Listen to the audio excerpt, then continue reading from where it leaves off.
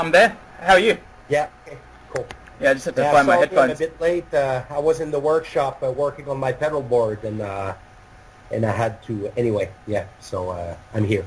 Nice stuff. Yeah, I thought it was a bit of confusion because I'm in a different state from Chris Marrick, and I just assumed that maybe he thought it was 8:20 Queensland time or something, so I wasn't sure. I tried both. No confusion. It's just that I left last minute from the workshop, so Oh, that's yeah. why. Nice Yeah, stuff. cool. So, you're coming to Australia really soon, like, I think it's like 2 weeks' time. Are you excited about the trip? Yeah, very excited. Actually, we're leaving late next week, so we play 2 shows in New Zealand first, and then go back to Australia. Where are you in Australia exactly? Brisbane, so I'm in the hot state. Okay. Yeah, you're playing at the Crowbar here. What kind Yeah. of songs can we expect? A fairly diverse sort of set list, or are you going to be focused more on the newer stuff? We'll be focusing more on the new record, and since it's over half an hour composition, it's going to take like most of the set list, and yeah. So, I guess we'll see. We still need to figure out, what other song we'll be playing, but mostly we'll be focusing on the new record, because we haven't been to Australia with this record yet. So when we were there 2 years ago, we focused on Colored Sand, and it was the first time for the band to perform there. So yeah, so Yeah. new record, you can expect the whole thing live. Yeah, it really feels like maybe 10 years ago we didn't get, the kind of more underground death metal, black metal bands coming to Australia, but over the last few years you're getting them come all the time. Are you surprised that you got a big fan base in, a country that's so far away from Canada? Yeah, and it was amazing. I remember 2 years ago when we were there, we played, the Crowbar. Yep. We played, Sydney and Melbourne, and these shows were amazing. Yeah. Can you hold on one sec? My cell phone is ringing. Just Yeah, one no second. worries. Yeah. Oui. Oui, je peux pas te parler. Je suis en train de faire une entrevue avec un gars en Australie sur Skype. Tu veux-tu me rappeler dans une demi-heure ou quelque chose?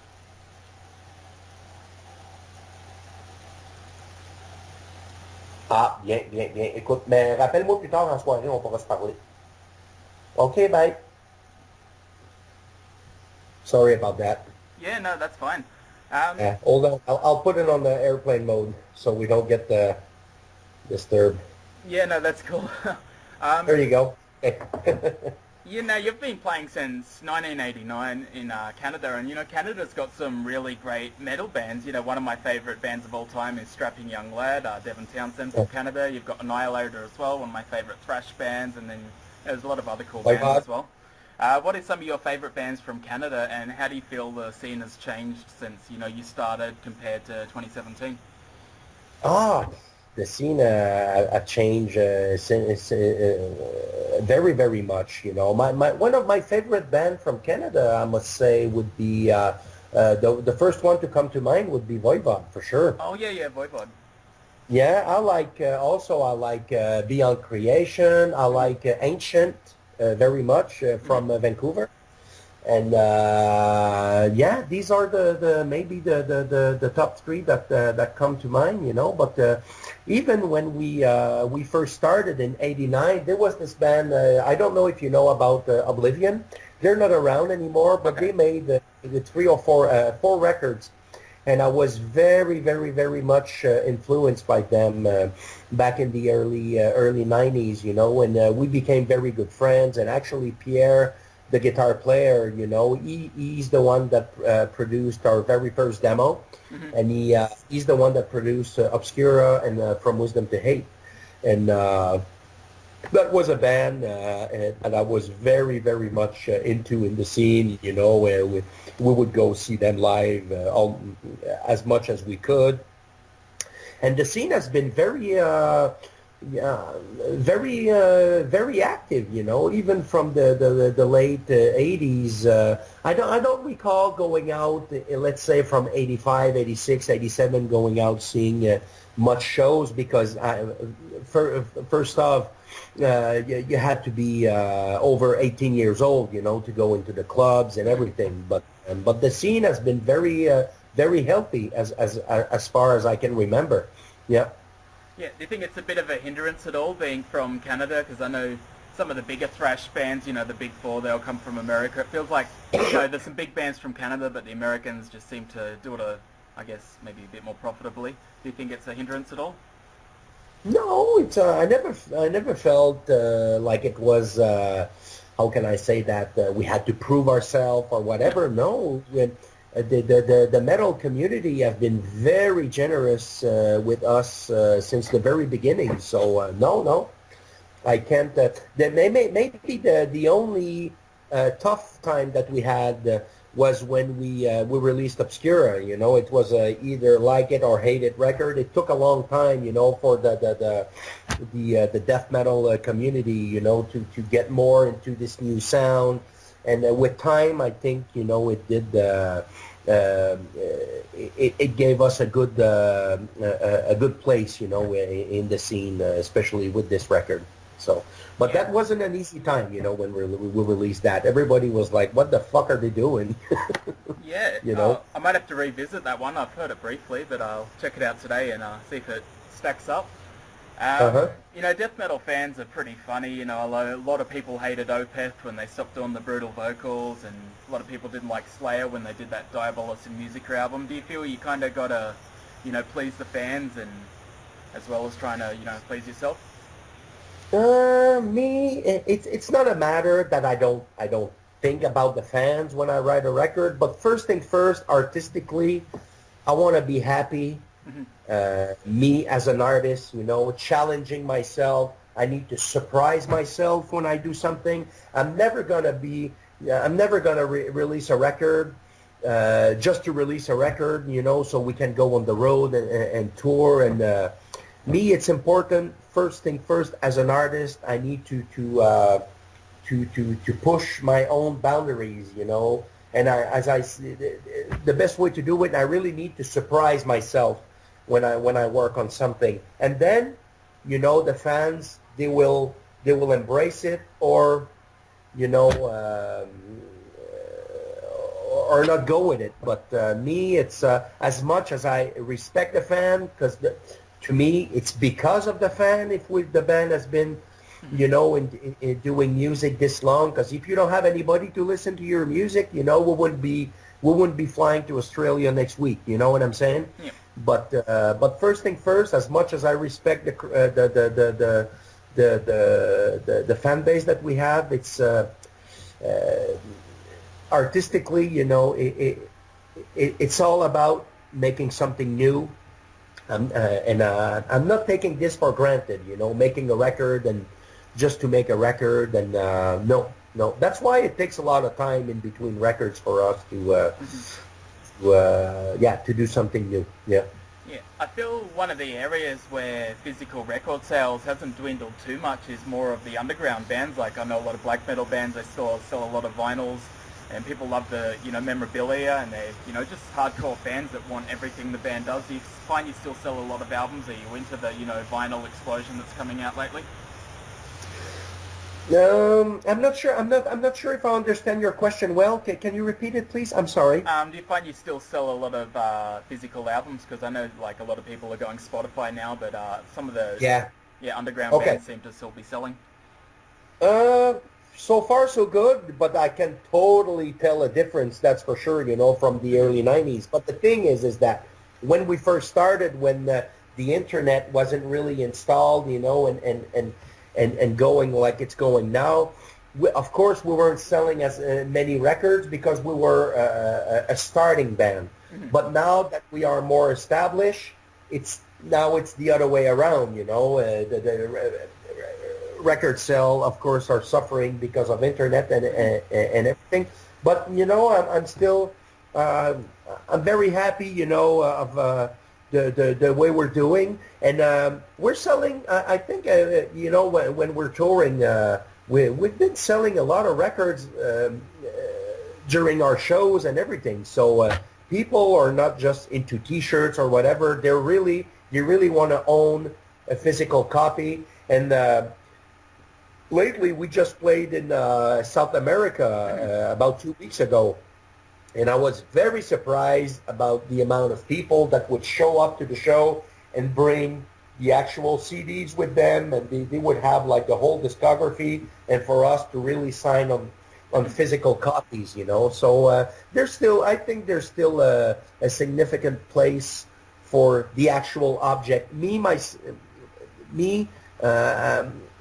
personally, you know, I really like to buy the records. You know, I'm not on Facebook. I'm not on Spotify and all those things. To me, I'm kind of old-fashioned with this. I really like to buy my records. So I think there's still an important community, you know, on how can I say that, wanting to have physical copies. So I don't think it's tomorrow that CD is going to disappear. But no. But to answer your question, I think we're doing well. Yeah. Yeah. Do you like the direction extreme metal has kind of taken in the last few years, with a lot of bands are playing 8-string guitars now, and it's more like groove-orientated gent stuff? Do you get into the more modern stuff? It depends, you know. Of course, you know, for the in the gent style, you know, I really like Meshuggah. But beside that, I don't know. You know, I listen to so many different type of music. You know, I like rock music. I like classical music. I like you know, some of those more modern bands. But you know, I play 7-string myself. You know, on the last 2 records. But you don't really hear the 7-string in a gent way. You know. So, but I think it's fine. You know, it's a matter of taste at the end of the day. Me, it's not really my thing. If I would have to go to one band, you know, with a modern sound like this. But anyway, they are the one that brought that sound, which is Meshuggah. Yeah, so definitely. and I really I love them. You know, so yeah. One of my favorite bands. Yeah. You've toured all around the world. Just wondering, what have been some of the highlights throughout the years? You know, best festivals, best bands to play with, all that kind of stuff. Oh, that's a tough one. I really, I remember the first time that we went to Europe after like an 18-year gap, because the first time we went to Europe, it was in 93. And then we went back 18 years later in 2000, 2010, 11, whatever, 12, something like that. And, you know, when we first got into like this festival circuit and everything, I was so blown away about how healthy the metal community or the metal condition was in Europe, you know. So when we first played like a Brutal Assault or those are amazing memories, you know. So I really like the European approach, you know, to the metal scene, especially in the festival season and during the summer. So yeah. So that would be like one of the best memories for me when we went back for the second time, you know. So yeah, for sure. And as I said, you've been doing it for a while. Is it you know, getting hard? You know, you're touring all around the world. You're not getting much sleep. You got fans that want to have a beer after the show. Does it get tiring? All that kind of stuff. Yes and no. It depends, you know. Of course, touring is not for everybody, but even me, I'm not like a party animal or whatever, you know. After my show, I like to hang out a bit, but, you know, but like in the bus or whatever, the bed is always closed, so if I don't want to hang out, I can always go to sleep as early as I want or whatever. But no, I don't find it like difficult, you know, getting older to tour or no. If you do it for the right reasons, so yeah. Awesome stuff. You know, when you look back throughout your whole catalogue, is there, you know, one record that you really are most proud of, or like a top 2, maybe top 3 records that you think, you know, this is my best work? I'm very, very proud about the last one that we did, you know, Pleiades Dust, with this very long and narrative, more progressive and storytelling approach, you know. That would be my my favorite one. And second would be maybe, I don't know, Obscura or Colored Sand. I like them all for different reasons, you know, because you gotta understand that when you release a record, this is like the best you can do for the time you're releasing it. This is like a snapshot of your artistic approach for this time being, you know. So, of course, I listen now. If I listen back to the first and second record, I mean, it's fine, but I would never write music like this anymore. But for back in the days, that was like the how can I say, the most honest approach and vision that I had to write extreme music for the time. So, yeah. Awesome stuff. Well, I just ask one more question. You know, what are the big plans for 2017? Have you got more dates lined up after Australia? Is there any plans to record new music? Yeah, we go. There's the New Zealand Australia run that we're gonna do. Yep. And then in April we have like 5-6 shows here in Quebec. Yes. Then we are planning to go on the road in June in the U.S. again, and then we have a short European tour in August. But after that, I really want to focus on writing new material. So after August, I think we'll take maybe a 2-year break, you know, so to really focus on new compositions. Yeah. Awesome stuff, man. Well, I really look forward to your show at the Crowbar in Brisbane. I'm going to be there. I'll be taking some photos as well. So, you know, I'll be definitely at the come front. say hi, you know, so we can meet. Yeah. Yeah, definitely, man. You've seen my face now, so you might recognize me. Yeah. Awesome stuff, man. Well, yeah, thanks Okay. again once for taking your time out, and I really hope the tour goes well for you. No problem. Thank you very much as well, you know, for taking time and you know, talking about the shows and the band. It's very much appreciated. No Thank worries, you. man. See ya. Bye. Okay, bye-bye.